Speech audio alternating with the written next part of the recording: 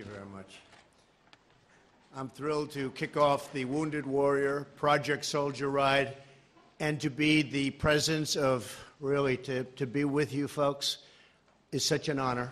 I know some of you. We've been dealing together for more than a year. I've watched you get better and stronger, and you're stronger than all of us, so I want to thank you all for being here. Thank you. Thank you very much.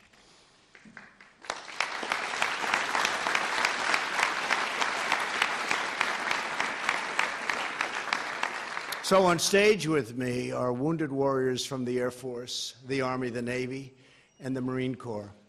We salute you, we thank you, and we will forever be grateful for the sacrifices you made for all of us. Really incredible sacrifices. A nation is sustained through the service and sacrifice of patriots. Each of you is part of the long, unbroken chain of courageous Americans who have answered the call in every generation, defending our families, our freedoms, and our great American flag, which we love, right?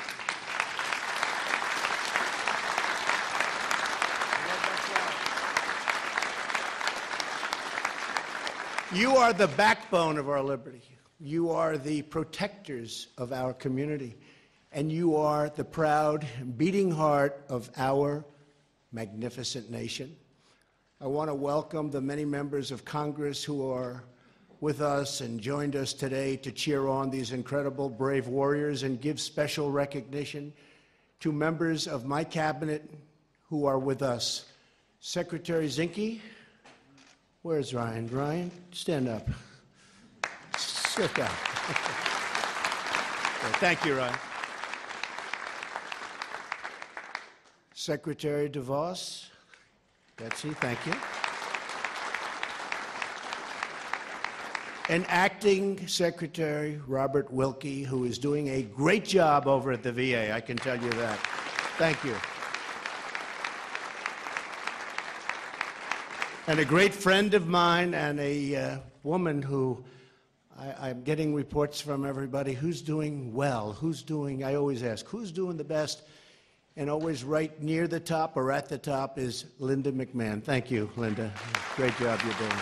Thank you very much. And Bill, Senator, please stand up. And Congress, Bill, stand up, please. A lot of good congressmen. My friends, there's a brave one. These guys, and they fight for you. They fight for you. You fought for them, they fight for you. That I can tell you, especially this group. Thank you, Bill. Thanks, everyone. We also want to thank our really amazing, these are amazing people, the military spouses and families. Could the families and spouses please stand up? Incredible people. Incredible people.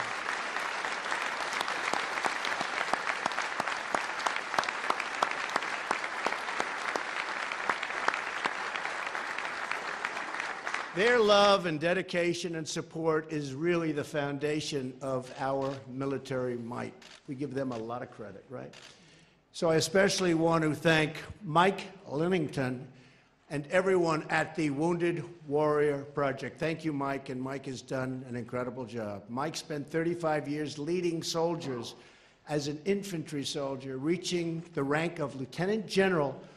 And I know Mike agrees that there is no more important job than supporting the warriors who have fought and bled to keep us free.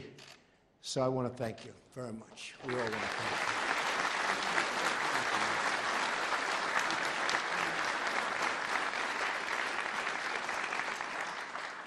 That's why we are fighting to reform the VA.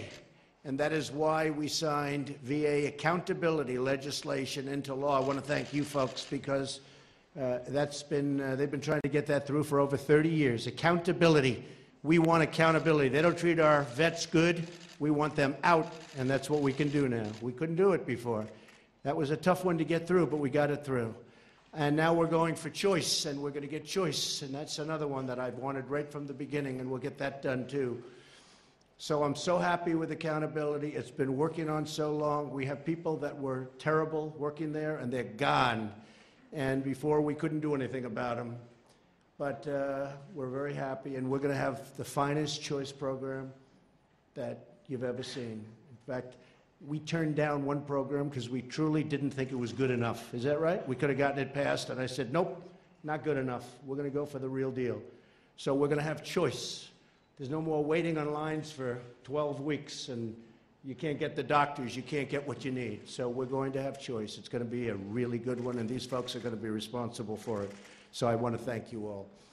This month marks the 4th anniversary of the Phoenix VA scandal, horrible scandal.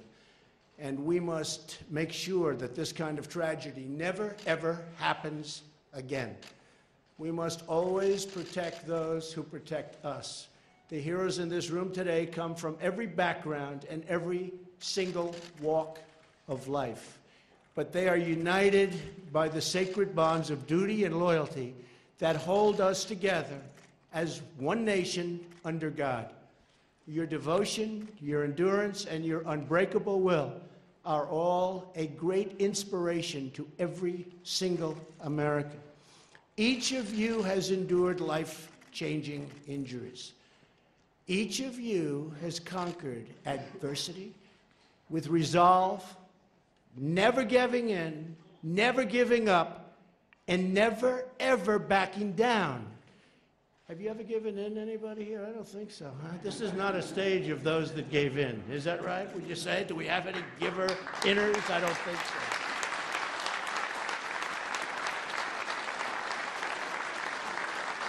They don't know what those words mean.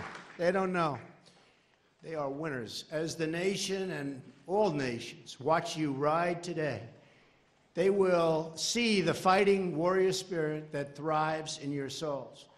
And by the way, our military, recent budget, General Mattis asking, $700 billion.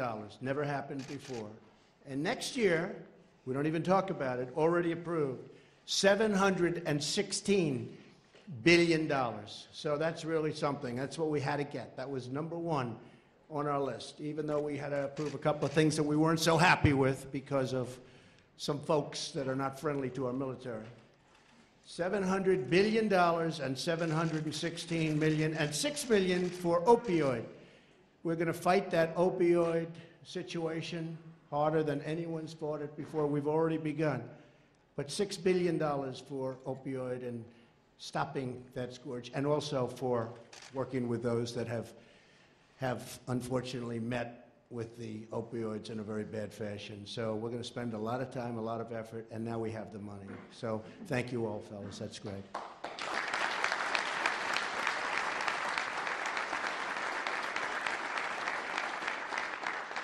With that, we will be able to see you through that brave example that our nation can defeat any hardship, meet any challenge, beat any setback, and rise from our trials stronger and more determined by far, than ever before. Our military will be stronger, more powerful than at any time ever before. Better equipment. We make the greatest equipment in the world.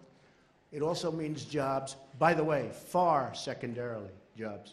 Jobs are a benefit, but that's far secondarily. One warrior with us today is someone I first met years ago. His name is Dan Nevins, and his incredible story embodies the long journey of recovery and triumph that each of you represents so beautifully. Each of you just represent it beyond what anybody can do. It's incredible. Dan served as an infantry squad leader of Task Force Tacoma in Iraq in 2004. While on combat mission, his vehicle was struck by a roadside bomb. Dan was severely injured, ultimately losing both legs. Through countless surgeries, Dan refused to give in. He is a fighter, and he is a champion.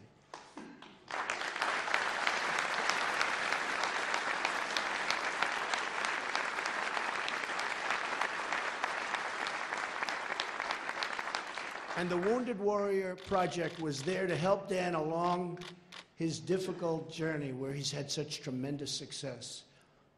Dan is now a nationally recognized motivational speaker and works to serve other veterans and their families. I also know from personal experience that Dan is a great golfer. How do you think that makes me feel? Huh? Great, he really is. He's a really good golfer.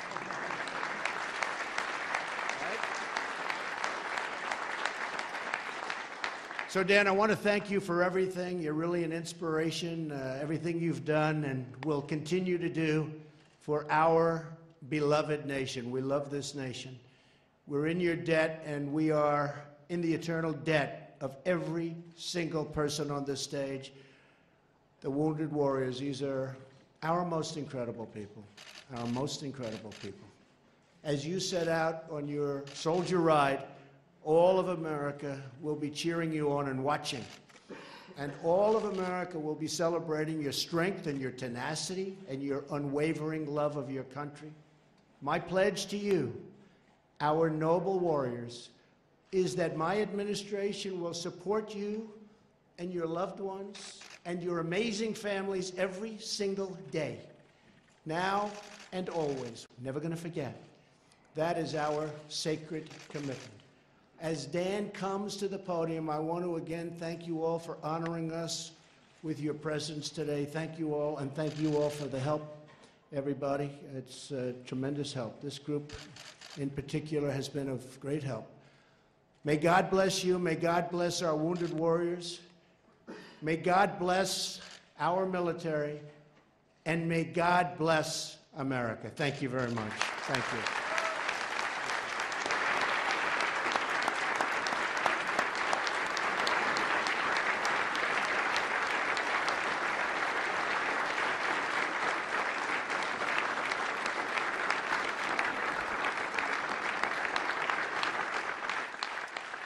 Thank you, Mr. President.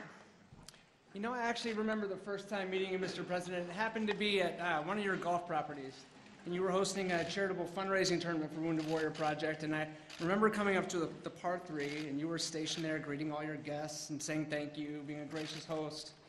And I stepped up, I just felt all this pressure. I have to hit a good golf shot.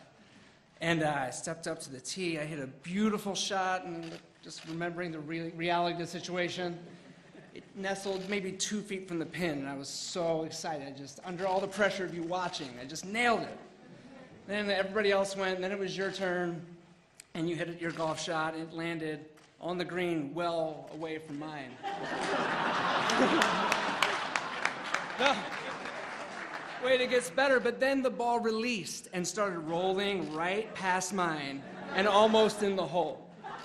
So great. It was a great shot. Like, really, a great shot is a great shot. And it was an honor to be on the tee box with you then. Thank you. And it's even a greater honor to share the stage with you now as you graciously host Wounded Warrior Project Soldier Ride and these amazing warriors who've served the cause of freedom with distinction. You're welcome.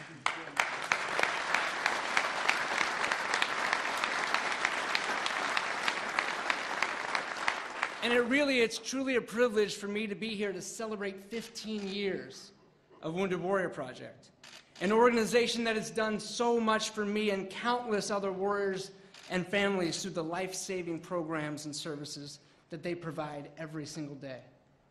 You know, Soldier Ride, what we're here for, this event is very near and dear to my heart, as it is for thousands of warriors who've graced the roads and bike paths across this great nation, from right here in our nation's capital and from sea to shining sea. This event has been changing and saving lives since its creation. You see, as you heard, I'm a wounded warrior. And my life was changed forever 13 years ago when an improvised explosive device detonated beneath my vehicle and shattered life as I knew it.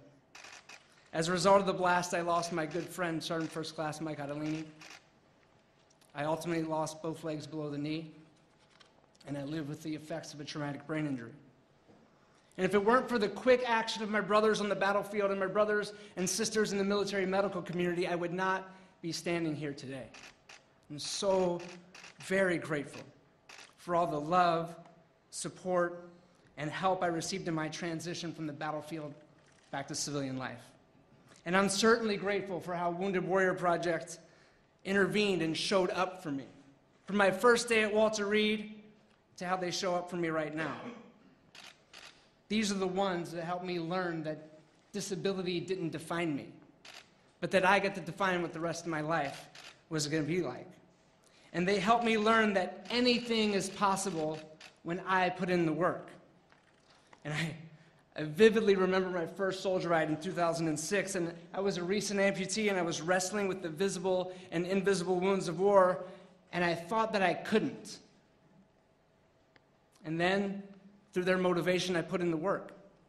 And I finished the almost 400 miles with a new understanding with what was possible for my life and what was possible for everything that laid out as I journeyed to find my new normal. Wounded Warrior Project has been helping our nation's finest in the journey to healing since 2003, when they delivered backpacks filled with comfort items to our wounded warriors in military hospitals in Germany and across the nation. Today, they deliver over a dozen life-changing and life-saving programs that deal with mental health, physical health and wellness, economic empowerment, and engagement with each other as warriors, with our families, and our communities when we return home. They've invested more than $1.1 billion into these life-saving programs and services. They ensure, and they are ensuring, that we have the most successful, well-adjusted generation of wounded warriors in our nation's history, and I couldn't be more proud to stand on this stage and represent this organization here today. And this is a message to the amazing Wounded Warrior Project team, to the volunteers, and the technicians that make the impossible happen on each and every single soldier ride. You are all my heroes, and I love you.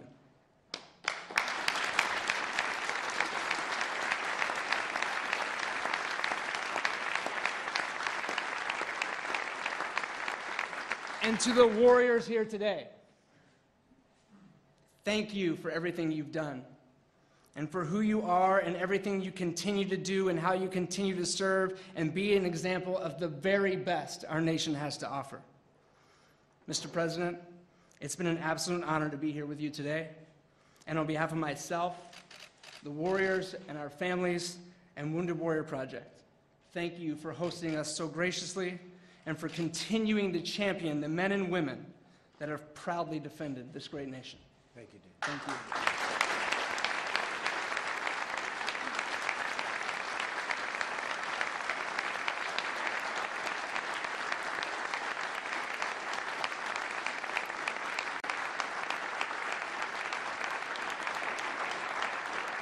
And now I have the distinct honor to introduce the lead of Wounded Warrior Project, the team that is Wounded Warrior Project, an outstanding man, a great friend, Lieutenant General Mike Livingston.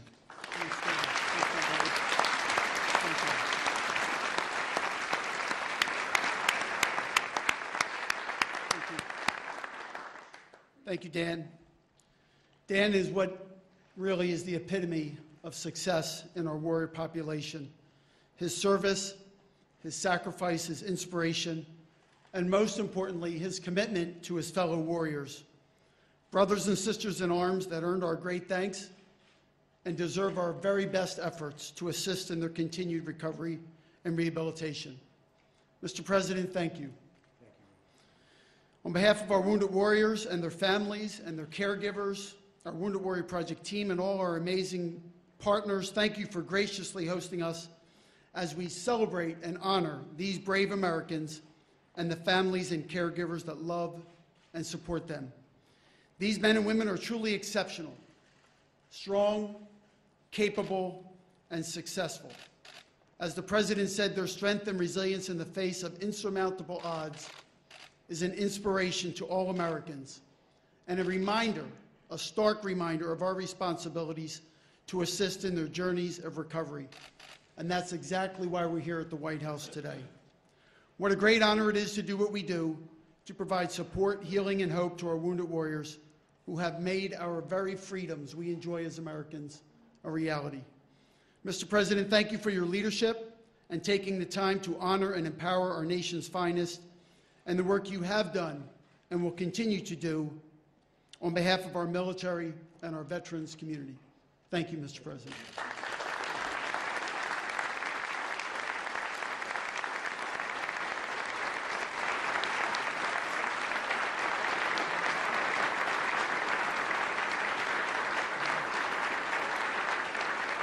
I thought while we were here, first of all, hello, Elizabeth Dahl. Hi. How are you, sweetheart? Thank you very much for being here. Such a great husband and a great family. We appreciate it and all you do. Thank you very much.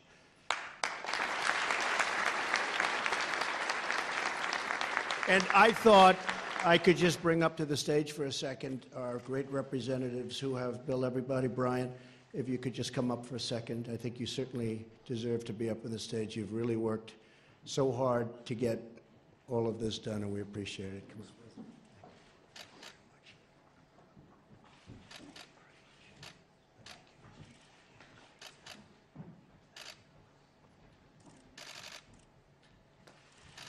You're in for office.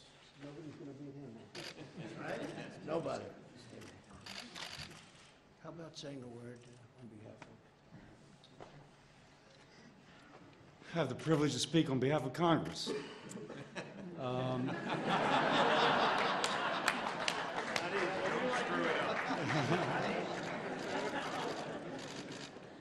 We have at least 2 men of combat here, and maybe more. I don't know your story. Oh, hey, Ted. I didn't recognize Ted since he became a skinhead. And it's hard to speak for Congress, not because we're different, not because we're Congress, but because when you're in the presence of folks such as these, no word is adequate to express our appreciation, our humility between our fellow Americans who sacrifice so much, and for their families, who sacrifice so much to truly bless us all. From the founding of our nation until now, it has been those such as these who have made this country the greatest in the world. And I will close by saying this. First, Mr. President, it was an incredible state visit that you just hosted for President Macron. And President Macron, as he spoke to Congress, emphasized that of all the challenges facing our world, without U.S. leadership, it is not possible to have the success that we need. I would add to that, as I think both President Trump and President Macron would. At some point, U.S. leadership becomes the U.S. military enforcing values on those who would seek to destroy us. As long as we have those such as these protecting our values, we will win.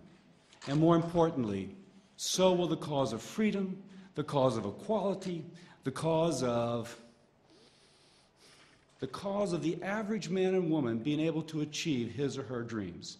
On behalf of that average man and woman, I once more thank you all.